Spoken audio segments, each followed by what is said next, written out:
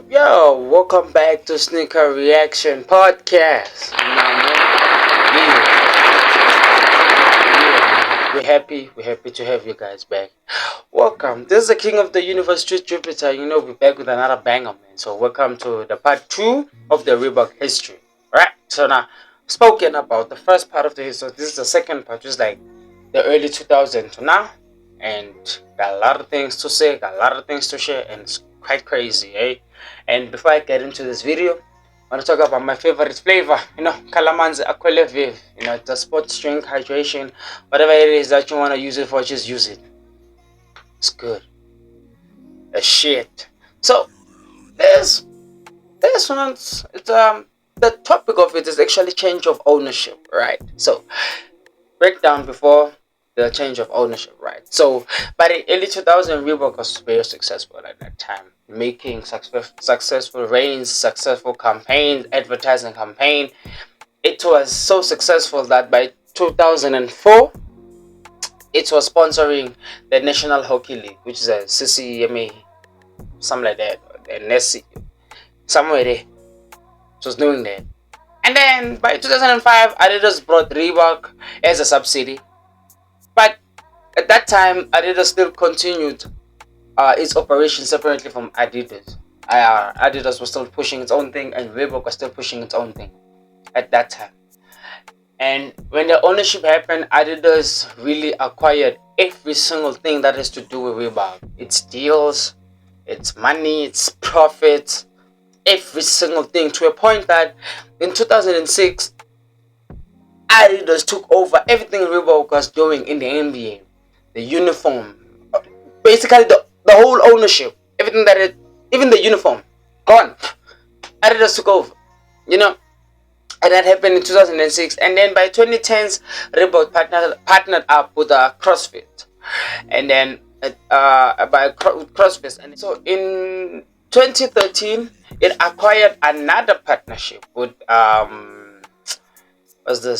Les Mills International, right? Also changing its 120-year-old appeal lines to the new Delta sign, which symbolizes a positive self-change mentally, physically, and socially, right? And then in 2019, it also had a successful run with the re-release of some of its sneakers, and it was amazing. And then by 2021, Adidas had plans to diverse Reebok into more sports and stuff like that, which was UFC and all that.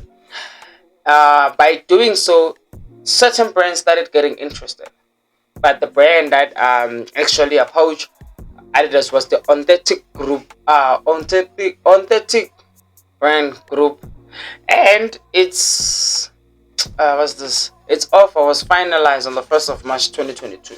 So as we speak now, Reebok is under Authentic brand group, and then it's doing quite well so far. Can't really have a lot to say. It's just that after Adidas took or bought Reebok, Reebok really had a bad downfall. Adidas was not really that creative. Those people were not.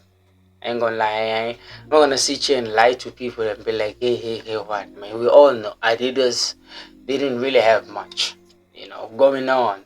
So, also at the same time, Adidas caused the downfall of Reebok because it stole its ideas, bro. If you look at most of Adidas shoes, they look like Reeboks. They are Reeboks.